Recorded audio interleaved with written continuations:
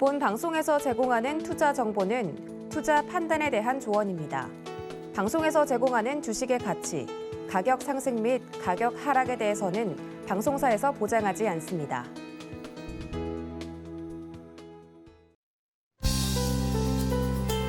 여러분 안녕하세요. 오늘장 내일장 최슬기입니다. 정말 마음을 놓을 수가 없습니다. 오전장까지 대체로 1%대 오름세를 보여주던 양대 시장. 다시 한번 전쟁 불안감이 커지면서 출렁이는 모습인데요. 자, 그래도 양대 시장 지금 다시 반등에 나서고는 있는데 미국 선물이 계속 빠지고 있는 상황이다 보니까 계속해서 좀 더 지켜봐야 될 것 같습니다. 자, 오늘도 장에서 쏟아져 나온 이슈들 저희와 함께 체크해 보시길 바랍니다. 오늘장 내일장은 유튜브로도 함께 하실 수 있습니다. 지금 유튜브에서 서울경제TV 검색하신 후에 실시간 스트리밍 방송으로 함께 하실 수 있습니다. 방송에 대해서 궁금한 점이나 또 시장에 대해서 궁금한 점 댓글로 남겨주시면 저희가 같이 고민하도록 하겠습니다. 참고로 본 방송에서 제공해드리는 정보는 투자 판단에 대한 조언일 뿐 해당 주식의 가치와 수익률을 보장하진 않습니다. 또 서울경제TV, 서울경제신문은 당사의 브랜드입니다. 서울경제증권TV와는 무관하다라는 점 꼭 기억해 주시길 바랍니다. 자, 오늘장 내일장 시작합니다.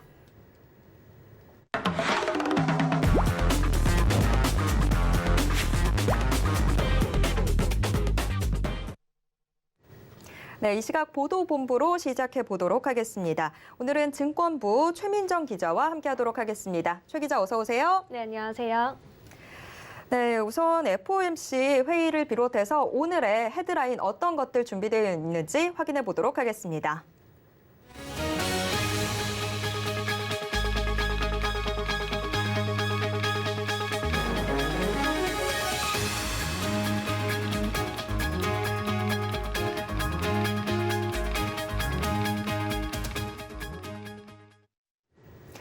네, 다들 가장 궁금하셨을 FOMC 회의 의사록부터 먼저 좀 체크해 보도록 하겠습니다. 현재 시간으로 16일 FOMC가 의사록을 발표했습니다. 자, 최 기자 어떤 내용들이 담겼습니까? 네, 1월 FOMC 정례회의 회의록엔 인플레이션이라는 단어만 73번 등장했습니다. 이를 통해 연준은 당초 예상보다 더 빠른 속도로 금리 인상과 양적 긴축에 나설 예정인데요. 의사록에 따르면 당시 회의 참석자 대부분은 물가 상승률이 기대한 만큼 내려가지 않는다면 현재 예상보다 더 빠른 속도로 정책적 완화를 제거해 나갈 것이라고 언급했습니다. 자, 이 연준이 지금 기준금리 인상의 속도를 내는 건 아무래도 물가 때문일까요? 네, 아무래도 그런 이유가 맞는데요. 최근 미국의 1월 소비자 물가지수가 최대폭인 40년 만에 최대폭인 7.5% 급등했고 생산자 물가지수 또한 전년 동월 대비 9.7% 급등한 바 있는데요. 이 때문에 인플레이션 우려가 커지며 금리 인상을 가속화하고 있는 겁니다. 다만 50bp의 금리 인상이나 연칠의 금리 인상을 예상했던 시장의 입장에서는 연준이 다소 덜 매파적이라는 생각에 안도한 모습을 보이기도 했습니다. 이런 이유 때문에 회의록이 나온 이후에는 하락세를 이어가던 뉴욕 증시가 반등에 성공하며 혼조세를 보이며 장을 마감했습니다. 네, 확실히 이 예상보다는 좀 덜 매파적이었던 모습 보여주면서 미국 뉴욕 증시도 좀 안정적인 모습을 보였는데 국내 증시도 좀 우호적인 환경이 될 것 같다라는 전망들 나오더라고요. 네, 다행히 이런 기세를 이어받아서 국내 증시도 우호적으로 될 것 같은데요.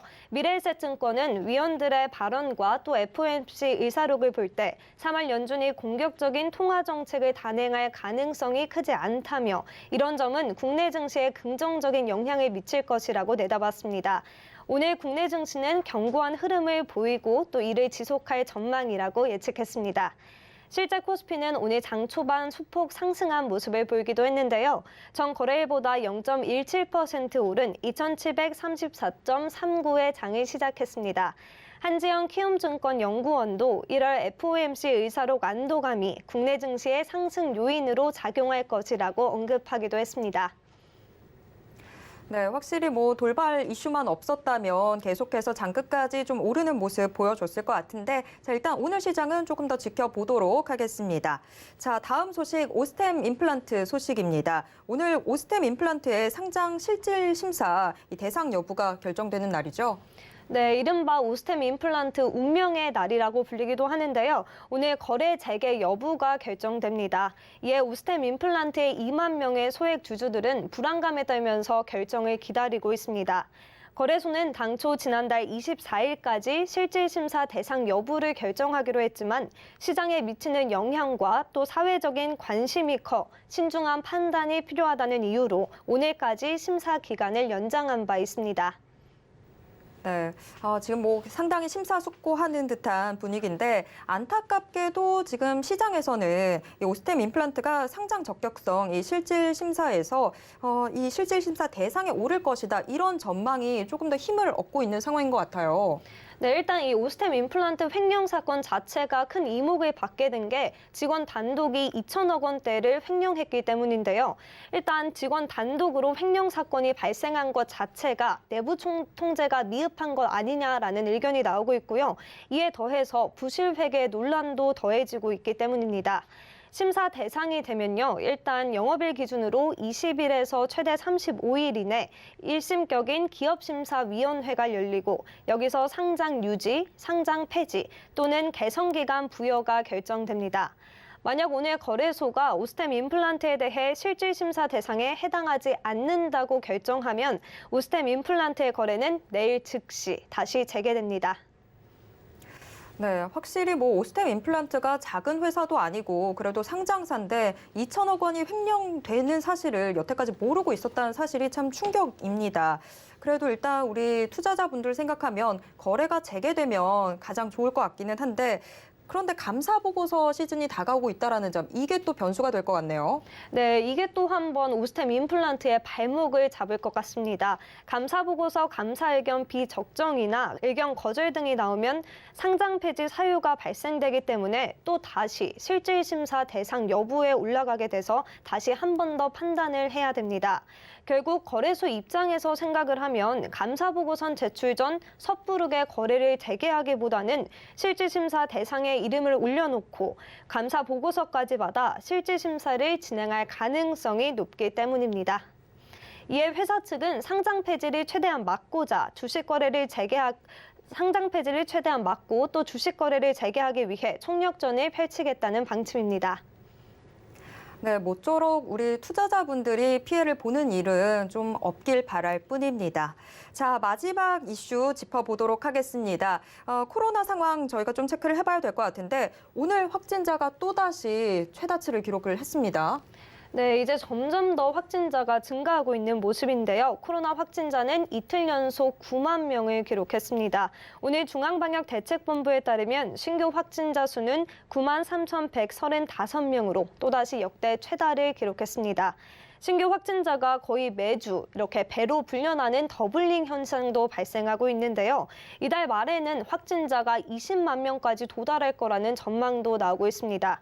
방역당국은 이달 말 신규 확진자가 13만 명에서 17만 명까지 될 것으로 보고 있고요.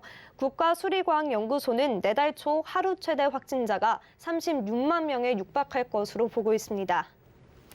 네, 뭐 확진자 수는 계속해서 늘어나고 있지만 그래도 이 소상공인이나 자영업자 생각하면 이 거리두기에 대해서도 지금 고민이 좀 필요한 시점인 것 같긴 한데 내일 거리두기 조정안이 발표되죠? 네, 정부는 오늘 회의를 거쳐 내일 사회적 거리두기 조정안을 확정해 발표할 계획입니다. 정부는 사적 모임 6인, 영업시간 9시에 골자로 하는 거리두기 방안을 사적 모임 8인, 또 영업시간 10시로 늘리는 다소 완화적인 방안을 검토하고 있었는데요. 하루 최대 10만 명 확진자가 발생하는 게 현실로 다가오자 이를 좀 조정해 수위를 고심하고 있다고 합니다. 하지만 자영업자의 피해가 나날이 커져가고 있고 또 거리두기를 완화해야 된다는 목소리도 커져가고 있어 고심이 더 클 것 같은데요. 또 방역 측면에서는 시기상조라는 목소리도 나오고 있는 상황입니다. 네. FOMC 의사록 발표부터 또 코로나 확진자 폭증 상황까지 증권부 최민정 기자와 함께했습니다. 최 기자 수고하셨습니다. 네, 고맙습니다. 네, 이번에는 이 시각 시황 브리핑 해드리고 오늘 포털 검색어 상위 종목과 또 서울경제TV 특징주를 소개해드리는 이 시각 시황 브리핑 시간입니다. 김혜영 캐스터가 준비하고 있습니다. 안녕하십니까. 캐스터 김혜연입니다. FOMC 의사록이 공개가 됐습니다. 시장의 예상치를 벗어난 공격적인 이야기가 나오지 않았다라는 소식이 전해지면서 미증시가 강박권 속에서 혼조 마감을 했습니다. 오늘 국내 증시도 혼조세 보여지고 있는 상황이죠. FOMC 의사록 공개로 일시적인 우려는 해소가 됐지만 전장에 대한 공포감 다시 한번 커진 상황이고요. 또 코로나 신규 확진자 수가 이미 이제는 9만 명을 넘어섰습니다. 최근에 확진자 수가 더블링이 되고 있다라고 하죠. 앞서 말해줬던 것처럼 이 속도면 이달 말에는 20만 명 돌파도 가능할 수 있다라고 하니까요. 이 점도 유의해 보시면 좋을 것 같습니다. 그럼 이 시각 지수 상황부터 짚어보도록 하겠습니다. 코스피 지수가 장 초반 상승 출발을 했죠. 상승세 이어나가다가 출렁거리는 모습 나타났는데요. 다시 한번 반등해주고 있습니다. 현재 0.59% 강세 보여지고 있고요. 2745포인트대에서 거래되고 있습니다. 코스닥 지수도 확인해 보시죠. 코스닥 지수는 오전장에 강한 모습이 보여졌지만 러시아 매체에 우크라이나가 칠러 반군을 공격했다라는 보도가 나오면서 빠르게 또 하락을 했죠. 반등해주는 듯 보였는데 다시금 또 하락 전환을 했습니다. 현재 0.29% 빠진 875포인트대에서 거래되고 있습니다. 이어서 수급 상황도 확인해 보시죠. 기관이 장중에 매수 전환하면서 4거래일 만에 양매수가 들어와 주고 있습니다. 기관 매수폭도 확대해 나가주고 있는 모습인데요. 현재 3,966억 원 매수이 보여지고요. 외국인도 4,716억 원 현재 매수해주고 있습니다.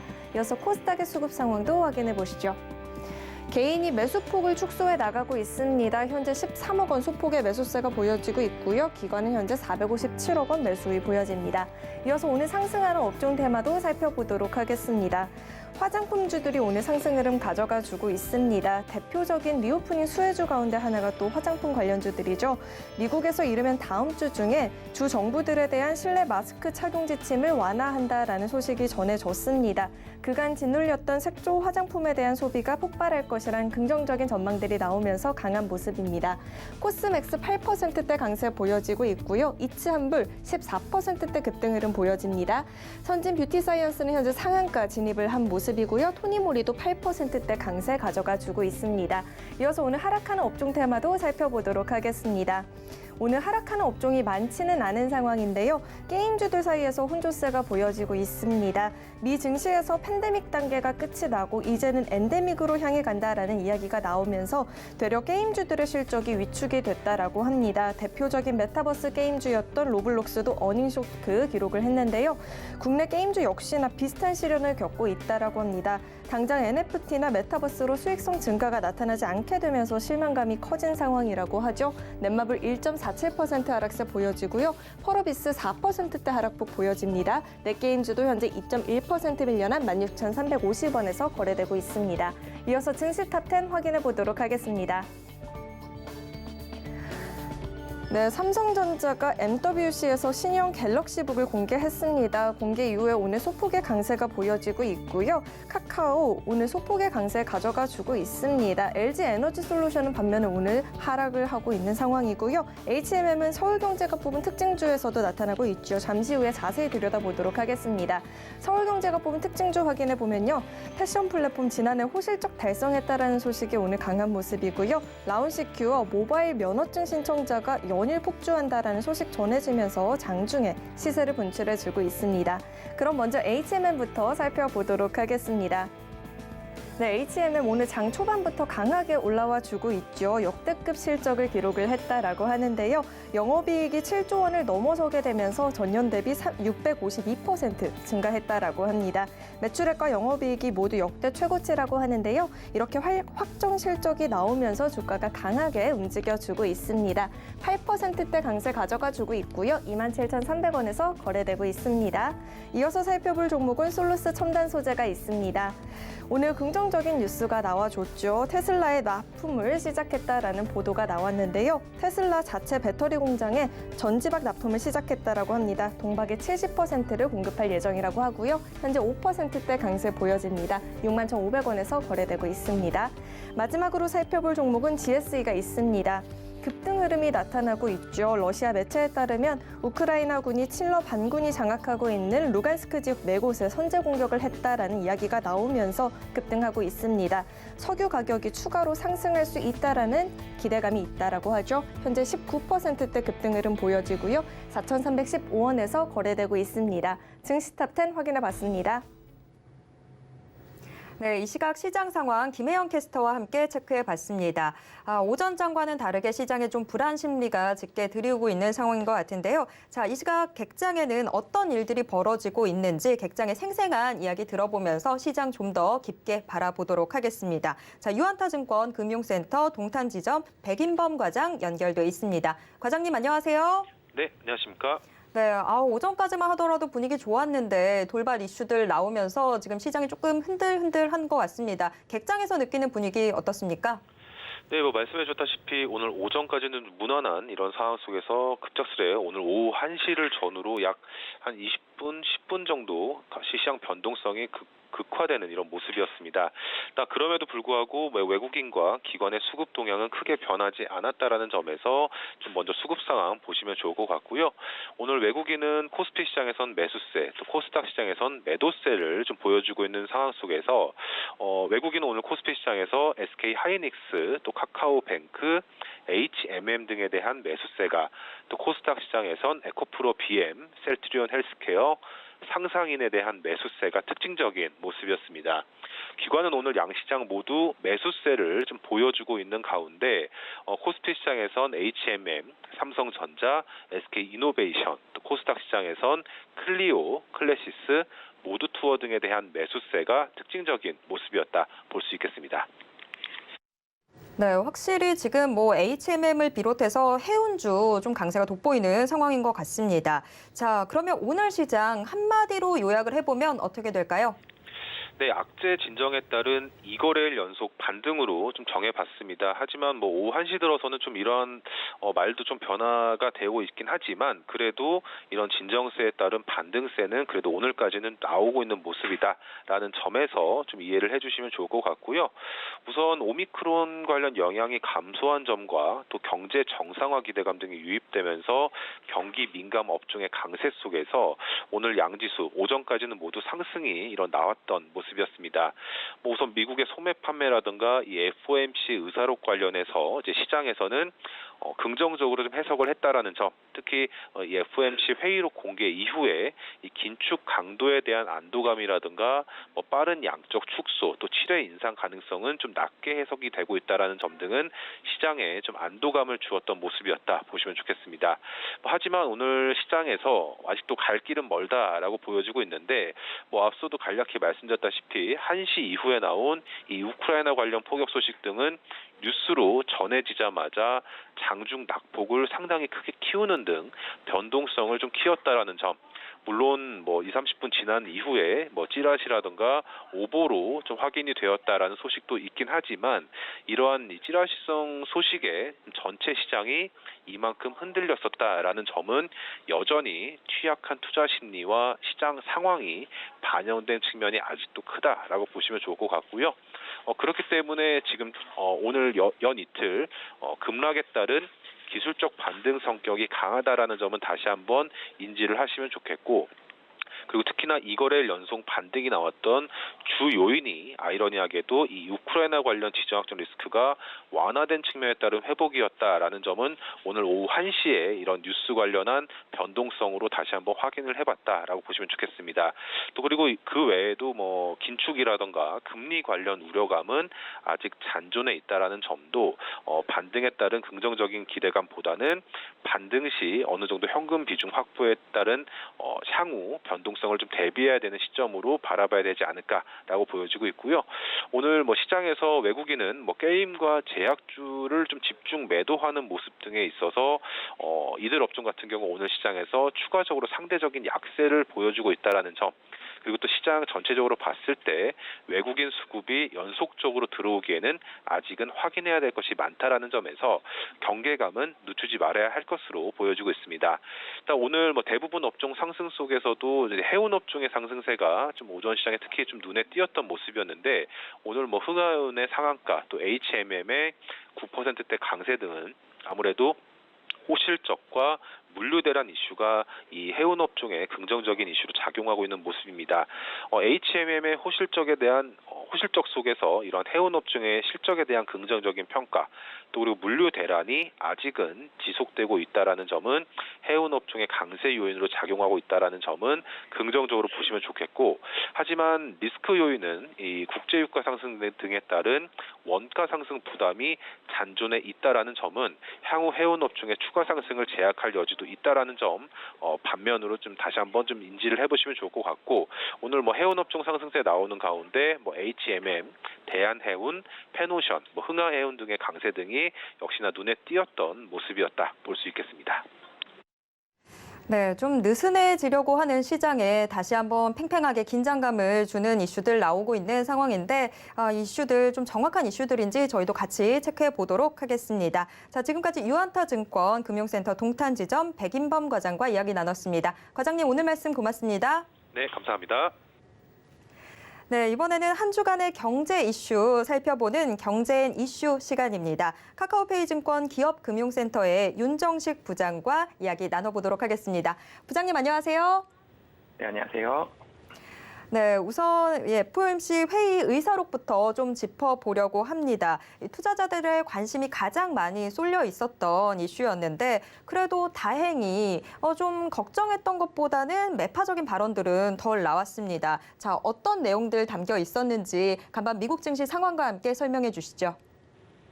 네, 1월 25일에서 26일 FOMC가 있었는데 그 당시에 FOMC를 마치고 나서는 도리어 증시 분위기가 좋아졌었습니다. 그 다음에 이 제임스 블러드 여는 총재의 이 발언이 나오고 나서 2월에 50bp 얘기가 그때 나왔었죠. 50bp에 대한 인상이 필요하다. 3월 달에 이런 얘기가 나오면서 시장이 급락하면서 출렁였었고요. 그러면서 국내 증시도 2,600선까지 갔다 오는 모습이 보여졌습니다. 근데 1월 FOMC의 의사록의 내용을 보니까 사실은 3월 달 50bp에는 이 시장이 좀 과하게 좀 반응했던 부분이고, 이 제임스 블러드 여는 총재는 거의 개인적인 의견 정도로 사실 될 가능성이 높아 보이거든요. 3월 50bp 인상에 대한 이 부담감이 완화가 됐습니다. 다시 말씀드리면 시장은 100bp든 125bp든 이 bp에 대한 부분보다도 3월 50bp를 굉장히 좀 부담스러워했었는데 시장의 이런 우려감보다는 완화된 내용이 의사록에 포함이 돼 있었고요. 그런 모습들이 시장에는 어느 정도 좀 안도감을 주는 모습으로 작용을 했고요. 이 부분이 이 국내 증시도 외국인의 수급을 당기고 그리고 미국 증시도 좀 안정세를 찾는 그런 모습으로 미국 증시가 약보합 정도 수준에서 좀 마감을 했죠. 이런 모습으로 마감하는 가장 결정적인 이유로 작용을 했다라고 보시면 되겠습니다. 확실히 우리가 좀 지레 겁을 먹었던 것 같습니다. 역시 뚜껑은 열어봐야 아는 법이죠. 자, 하지만 이 유럽하고 또 미국의 인플레이션 강도는 여전히 거센 상황인데요. 국내외 금리 인상으로 인한 이 영향도 짚어봐야 할 것 같습니다. 특히나 국내 증시 지금 이 혼조세가 심화되고 있는 양상인데요. 금리 인상 또 유가 급등까지 직면하고 있는 이런 상황에서 어떤 투자 전략이 우리 시청자분들한테 좀 유효할지 전략 좀 짚어주시죠.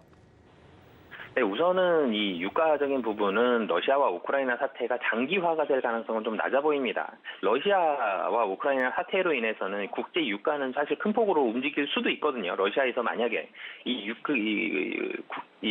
원유를 해외로 수출하지 않겠다 그러면 유가가 최대한 70불 정도까지는 오를 수가 있습니다. 근데 이거는 정말 극한의 상황이고 러시아가 하나도 수출하지 않겠다. 이거는 굉장히 가능성은 좀 낮은 상황인데 하지만 근데 이렇게 되더라도 이 단기적으로 좀 미칠 영향이 높다라고 보여지고요. 미국도 그렇고 유럽도 그렇고 한국도 그렇고 모두 인플레이션에 대한 굉장한 우려감을 가지고 있습니다. 인플레이션이 최근 한 20-30년 내 가장 큰 폭으로 발생할 가능성이 높고 지표로도 그렇게 나오고 있죠. 이런 부분들이 시장의 우려감으로 작용을 하고 있는데요. 이런 부분들이 있기 때문에 국내 기준금리가 지금 1.25%는 코로나 사태 직전 수준까지 지금 올라와 있고요. 2분기와 3분기에 약 1회 정도 인상을 할 가능성이 높고요. 그리고 내년에 이제 한 2% 정도 우리나라도 바라볼 가능성이 높은데 그렇게 따지면 금년에 1.75%까지는 좀 올린다. 미국도 지금 금년에 100bp 이상 인상을 예상을 하기 때문에 이 상당히 좀 빠른 속도로 이전보다 빠른 속도로 금리가 좀 올라간다라고 보시면 되겠고요.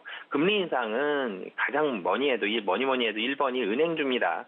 이 예대 마진이 직접적으로 특히 특히 미국에 있는 투자은행보다도 국내 은행들이 예대 마진에 대한 비중이 훨씬 좀 높기 때문에 이 비은행 부분도 점차적으로 늘어나가고는 있지만 그래도 절대적으로 50% 이상이 예대 마진입니다. 그렇기 때문에 은행주 그리고 이 보험주들도 상당한 수혜가 될 것으로 보여집니다. 이 보험 금액으로 받은 이 보험료로 받은 이 자금들을 여러 곳으로 투자도 하지만 예금 연동되어 있는 이런 상품에도 많이 투자를 하고 있거든요. 그렇기 때문에 직접적으로는 투심이 개선되는 건 은행주와 보험주에 상당한 좀 호재가 될 가능성이 높다라고 보여집니다. 네, 확실히 이 금리 인상기에 은행주, 보험주에 대한 관심은 계속해서 갖고 있어야 될 것 같습니다. 자, 이번에는 또 전쟁 이야기 해봐야 될 것 같습니다. 러시아와 우크라이나 사이의 이 긴장감 좀 저희가 마음을 놓으려고 했더니 지금 속보가 나오고 있죠. 러시아 매체가 우크라이나가 수류탄 공격을 감행했다라고 전하기도 했습니다. 치솟는 국제 유가에 대해서도 지금 전문가들이 계속해서 경고를 하고 있는데 우크라이나 사태가 좀 심화되면 이게 글로벌 경제에도 엄청난 영향을 미치지 않겠습니까? 자, 글로벌 경제에 정확히 구체적으로 어느 정도 영향을 미치게 될까요? 우선은 러시아는 CDS 프리미엄 올라갔죠. 굉장히 많이 올라갔고 루블화 가치는 급락을 했습니다. 단기적으로 지금 천연가스와 국제유가 가격이 급등락을 거듭을 하고 있는데 이게 결론적으로는 단기적으로는 영향을 충분히 좀 미칠 수 있습니다. 제가 극한의 상황이다라고 말씀드릴 때 아까 70달러까지 좀 가능하다. 상승이 가능하다라고 말씀을 드렸는데 실질적으로 가능한 밴드는 현실적으로는 120에서 150달러 정도까지 유가는 단기적으로는 좀 올라갈 가능성도 있고요. 근데 이게 정말 최악을 가정했을 때 중장기적으로 간다 그러면 사실은 정말 중앙은행들이 할 수 있는 역할 자체가 없거든요. 중앙은행들이 지금 물가는 돈이 많이 풀렸기 때문에 이 시중에 인플레이션이 나면서 많이 올랐다. 그렇기 때문에 자금을 조이겠다. 기준금리가 올라가면 자금을 조일 수 있기 때문에 물가를 안정시킬 수 있다는 부분인데 이런 부분들이 좀 무용지물이 될 수도 있거든요. 하지만 이 러시아와 우크라이나 사태가 중장기적으로 굉장히 악재로 작용할 가능성은 상당히 좀 제한적이기 때문에 글로벌 경제에는 악영향은 맞으나 좀 단기적으로 미칠 가능성이 높다라고 보여집니다.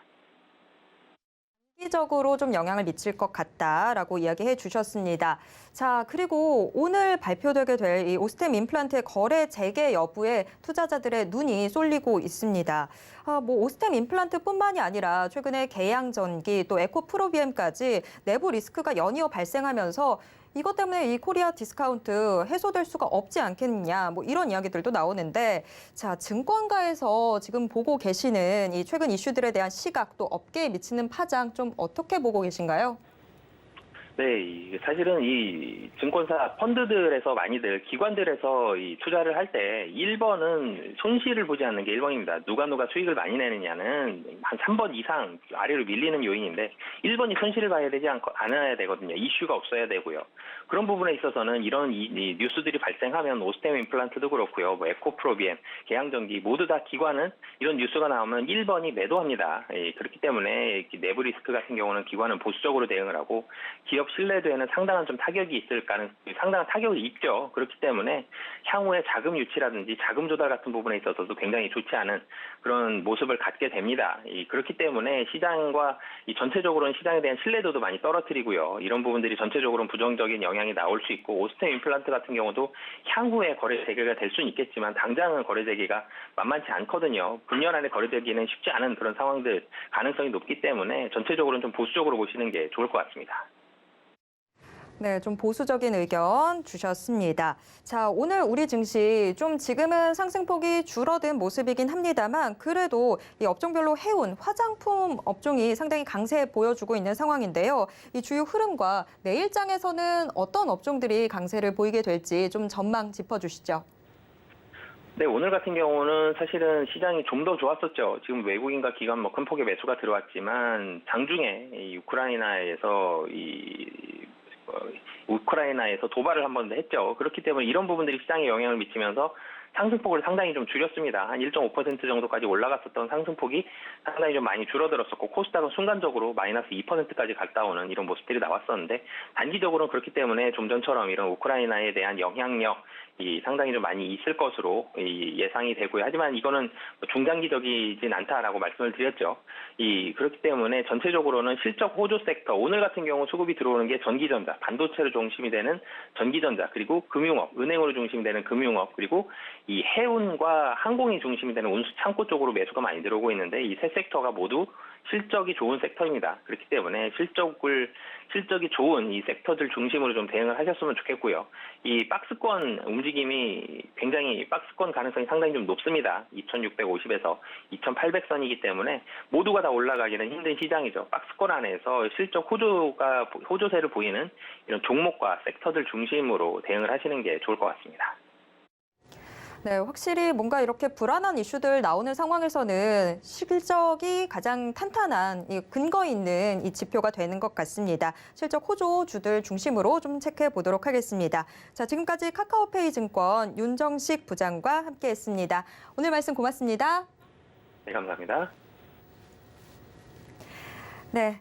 이어서 이 시각 시장 상황 조금 더 깊게 확인해 보도록 할 텐데요. 샘플러스 박원재 전문위원과 보다 자세한 시장 흐름과 이 시각 강세 업종 체크해 보도록 하겠습니다. 자, 위원님 나와 계신가요?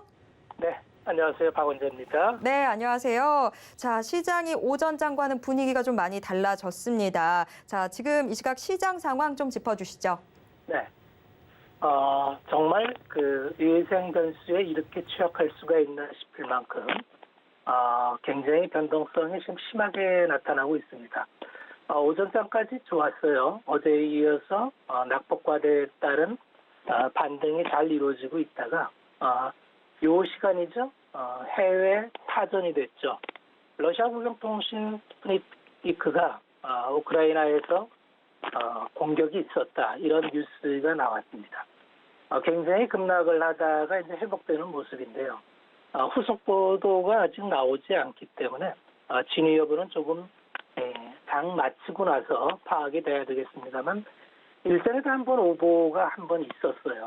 그러니까 지금 시장이 굉장히 취약한 상태에서 오보 뉴스도 많이 나오는데 지금은 뭐 러시아 국영통신사발 타전이기 때문에 오보라고 보기는 좀 어려울 것 같고 아마 러시아 측에서 명분을 쌓기가 아니냐 이런 측면으로도 볼 수가 있습니다. 투자자가 항상 생각해야 될 거는 시장은 항상 변동성이 있다는 거죠.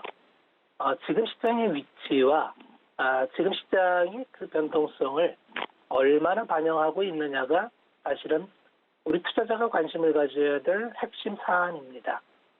지금 시장의 변동성은 얼마나 나타나고 있나요? 보통 금융위기급이 아니면 20% 넘는 하락이 지속되기는 어렵습니다. 현재 코스피 지수 기준으로 고점에서 한 21% 정도 조정을 받고 있죠.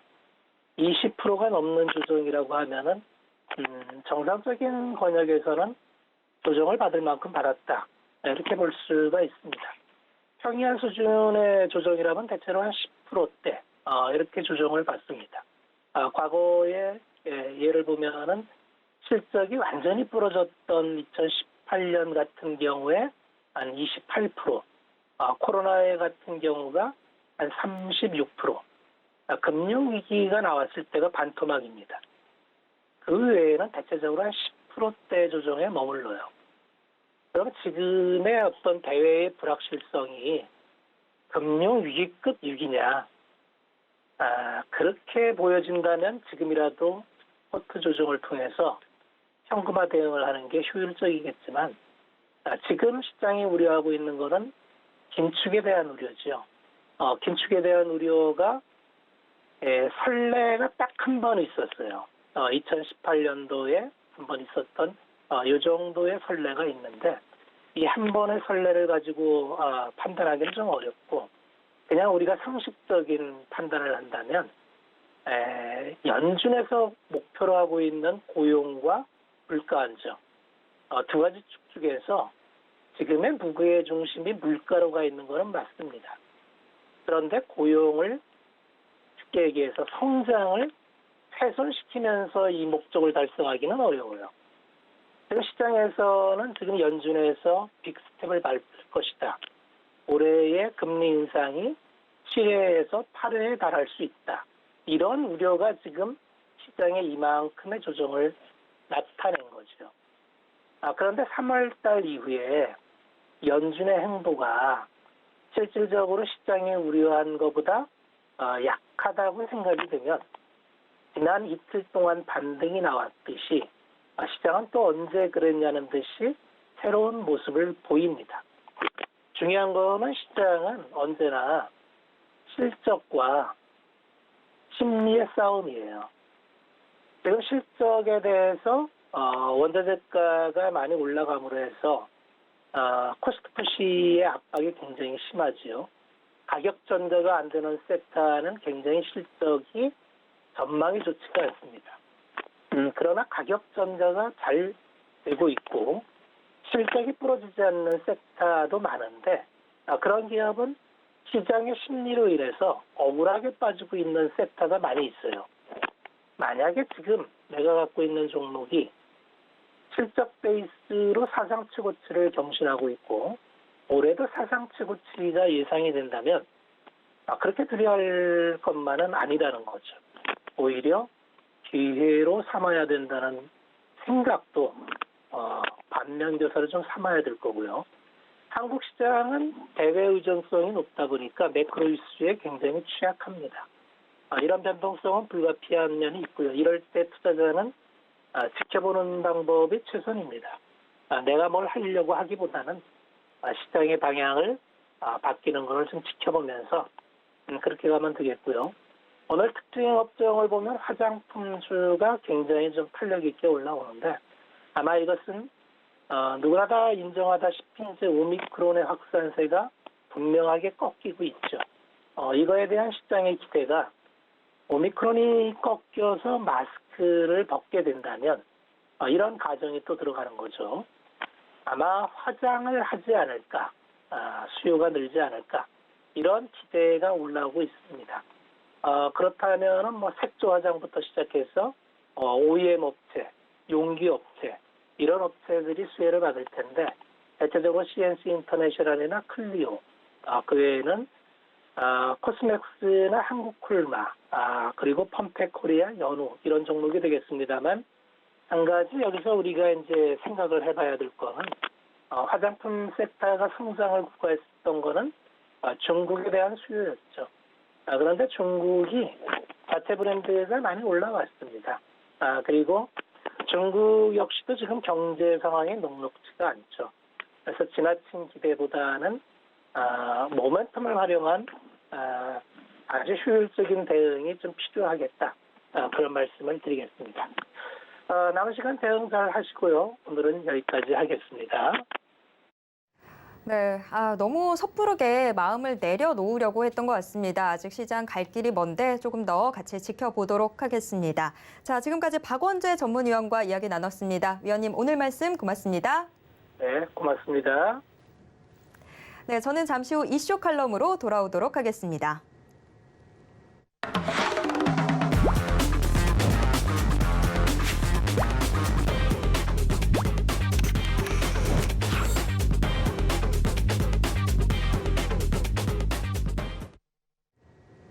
네, 마켓 리더들과 함께 시장의 핵심 이슈 짚어보는 이슈 칼럼 시간입니다. 오늘은 미중산업경제연구소 조용찬 소장과 함께하도록 하겠습니다. 소장님 안녕하세요. 예, 안녕하십니까. 네, 올해 코스피 하단을 2,800으로 내려잡았던 이 증권사들이 전망치를 이제 2,500까지 더 밑으로 잡았습니다.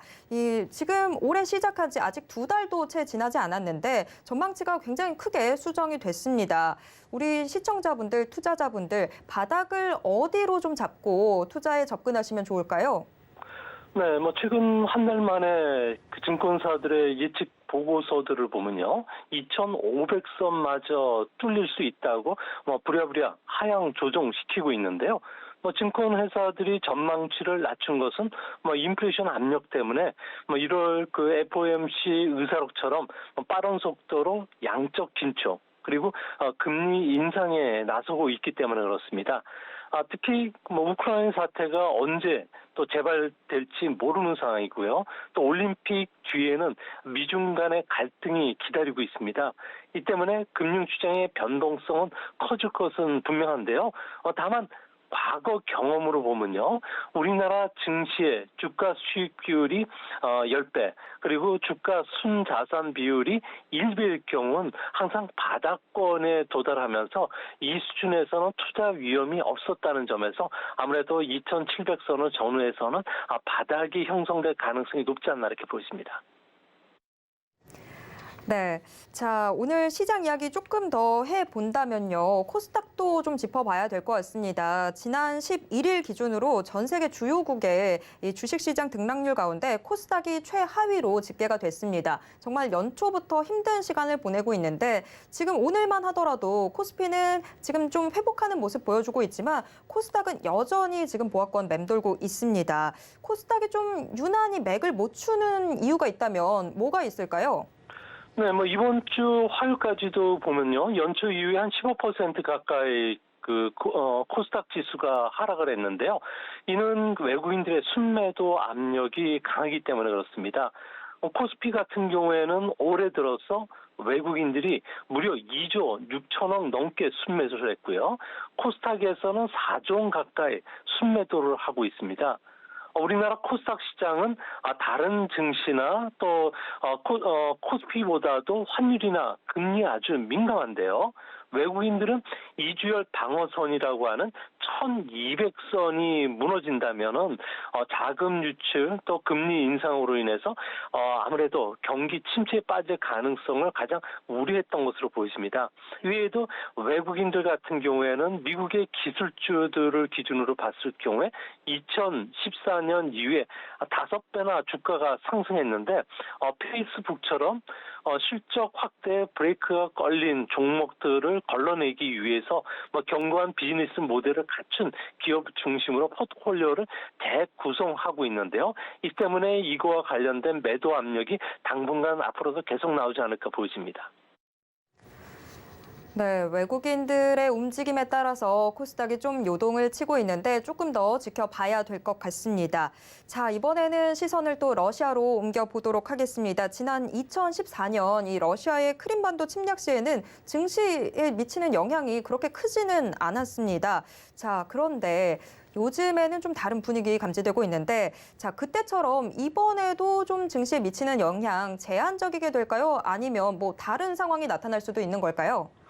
네, 골드만삭스 같은 경우에는 지금의 러시아는 2014년 크림반도 병합 때보다도 더 충격을 줄 것이라고 전망을 했는데요. 아무래도 러시아 군대 15만 명이 현재 국경선 20km 내에서는 일부가 철수했지만 언제든지 수도인 키예프를 48시간 이내에 함락시킬 수 있는 병력이 지금 대기하고 있다고 합니다. 또한 푸틴 같은 경우에는 속내가 전쟁을 공포를 조성한 뒤에 원유 가격 상승을 좀 유도하는 측면이 있고요. 또 구미로부터의 동진 정책을 포기받는다든지 크림반도 합병을 승인받기 전까지는 아무래도 이번에 군사를 이동시켰던 거에 대한 목적이 달성되지 않았기 때문에 앞으로도 계속 압박을 하지 않을까 보여지는데요. 클라우제비치 같은 경우에는 전쟁은 다른 수단에 의한 정치의 연속이라고 했습니다. 지금 러시아 경제 같은 경우에는 소련 붕괴 직후인 1990년 초와 같이 아주 심각한 경기 침체 상황에 빠져 있는데요. 또한 장기 집권에 따른 불만이 러시아에서 상당히 고조가 되고 있기 때문에 아무래도 정적 위기를 돌파하기 위해서 군사 행동을 언제든지 할 수는 있을 거로 보여집니다. 네, 확실히 좀 마음 단단히 먹어야 될 것 같습니다. 또 이 러시아와 관련돼서 이 원자재 수입 차질 우려까지도 또 대두되고 있는 상황이다 보니까 우리 경제에 미칠 영향까지 크게 좀 걱정되고 있는 상황입니다. 자, 우리 경제에 그러면 어떤 영향을 좀 더 받게 될지 구체적으로 좀 짚어주실 수 있을까요? 네, 모스크바 근처에는 삼성전자와 LG의 가전 공장이 있고요. 또 생테베르크에는 현대 자동차가 공장이 있습니다. 우크라이나 같은 경우에는 반도체 제조에 필수적인 제품이죠. 네온인데요. 반도체 제조에 쓰이는 레이저에 들어가는 물품인데 전 세계 점유율이 90%나 된다고 합니다. 이뿐만 아니라 센서나 메모리에 들어가는 팔라듐 같은 경우에도 우크라이나가 35% 공급해주고 있고요. 헬린, 크립톤 같은 경우에도 큰 타격을 입을 수밖에 없다고 합니다.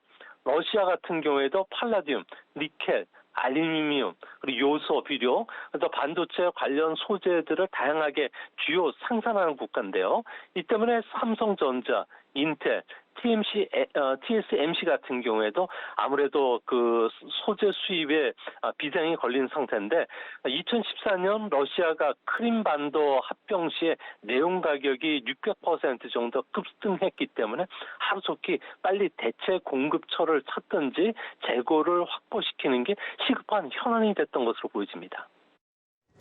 네, 안 그래도 이 작년 말부터 이 반도체 공급난으로 여러 산업들이 다 연쇄적으로 타격을 입었는데 좀 준비가 필요한 시점인 것 같습니다.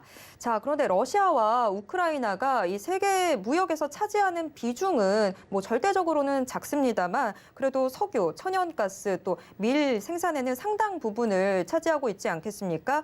그러면서 지금 이 가격들이 들썩이고 있는 상황인데 그렇게 되면 글로벌 인플레이션 현상이 조금 더 심화되는 건 아닐까요? 네, 그렇습니다. 인플레이션 압력이 아주 가속화될 가능성이 큰데요. 우크라이나 같은 경우에는 밀과 옥수수와 같은 곡물 자원의 주요 수출국입니다. 이 때문에 국제 밀이나 옥수수 가격 같은 경우에는 한 달 새에 밀은 6% 넘게 그리고 옥수수는 10% 넘게 급등을 했고요. 러시아는 세계 원유 생산량의 3위, 그리고 천연가스 수출국의 세계 2위입니다.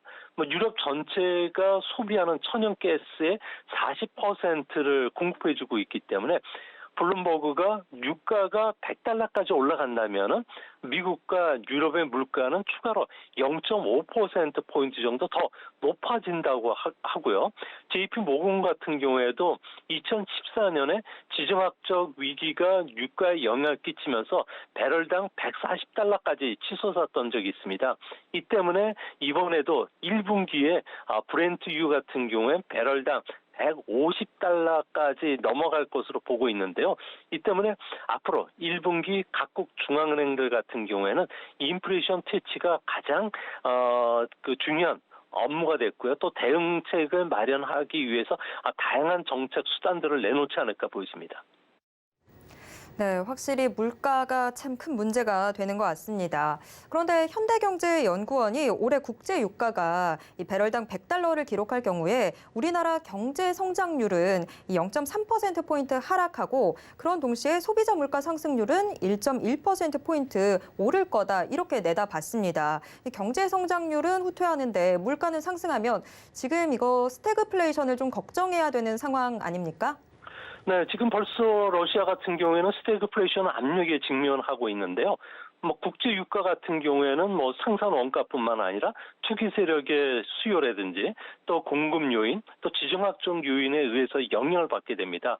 아무래도 지정학적 요인이 올라갔을 경우에는 국제 유가는 골드만삭스가 이야기했듯이 배럴당 $100 시대가 되게 되는데요. 이렇게 되면 우리나라 같은 경우에는 경상수지가 $305억 적자가 발생합니다. 작년 12월 달에 우리나라가 경상수지 적자가 $50억 점을 비교하면 상당히 늘어나고요. 이렇게 되면 성장률은 0.3%포인트 떨어지고요. 소비자 물가 지수는 1.1% 정도 올라가게 됩니다. 벌써 유가가 치솟으면서 1월달 소비자 물가는 4.1%까지 올랐는데 여기에 원화 환율도 1,200원대에서 움직이고 있기 때문에 앞으로 우리나라 기업들 중에서 원가 상승률이 제품 가격에 미치는 영향이 제일 큰 정유라든지 철강, 화학, 전력가스, 도로 운송, 항공 운송 같은 경우에는 실적 악화가 불가피하지 않을까 보여집니다. 네, 그런데 앞서 이 세계 각국이 이제 물가를 잡는 게 가장 큰 과제가 될 것 같다라고 이야기를 해주셨는데, 그런데 이 간밤에 발표됐던 미국의 FOMC 회의 의사록을 보면 이 기준금리 0.5%포인트를 3월에 인상할 거다라는 이런 시각들이 시장에 참 팽배했었는데, 다행히 그런 말은 나오지 않았습니다. 좀 신중한 모습을 보여주고 있는 상황인데, 기준금리 인상에 따른 좀 부작용을 경계하고 있다, 이렇게 봐도 될까요? 네, 그 FF 금리 선물 시장에서 보면은요, 6월 말까지 금리 인상 횟수는 3.9회입니다. 이것을 분석해 보면 3월 FOMC에서 50bp 큰 폭의 금리 인상은 시장이 이미 반영하고 있다는 건데요. 제임스 블러드 세인트 루이스 연방은행 총재 같은 경우에도 7월 1일까지 1%의 금리 인상이 불가피하다고 보고 있습니다. 하지만 연준 내부의 비둘기파를 중심으로 해서는 오버킬이죠. 총수요 억제 정책을 과도하게 했으면 경기 침체가 찾아올 수 있기 때문에 아무래도 그 금리 인상 속도에 속도 조절이 필요하다는 신중론이 대두되고 있는데요. 리치먼드 연은 총재 같은 경우에도 꾸준하게 인상하는 방식이 필요하다. 그리고 샌프란시스코 연은 총재 같은 경우에도 데이터를 기반으로 한 신중한 금리 인상을 주장을 했기 때문에 앞으로 3월달 첫 금리 인상 뒤에는 연준 내 매파와 비둘기파 간의 금융 정책을 둘러싼 논쟁이 좀 더 확대되지 않을까 보여집니다. 네, 확실히 지금 뭐 이슈들이 산적한 상황이기 때문에 뭔가 섣부른 결단을 내리기는 힘든 상황인 것 같습니다. 자, 지금까지 미중산업경제연구소 조용찬 소장과 이야기 나눴습니다. 소장님, 오늘 말씀 고맙습니다. 예, 감사합니다. 네, 참고로 본 방송에서 제공해드리는 정보는 투자 판단에 대한 조언일 뿐 해당 주식의 가치와 수익률을 보장하진 않습니다. 또 서울경제TV, 서울경제신문은 당사의 브랜드입니다. 서울경제증권TV와는 무관하다라는 점 꼭 기억해 주시길 바랍니다. 자, 오늘 장, 내일 장은 이렇게 정리를 해봐야 될 것 같습니다. 잠시 후 마감인박 60분의 승부 계속될 텐데요. 마감인박 60분의 승부에서는 임상현, 이정수 위원님과 함께하도록 하겠습니다. 시청해주신 여러분 고맙습니다.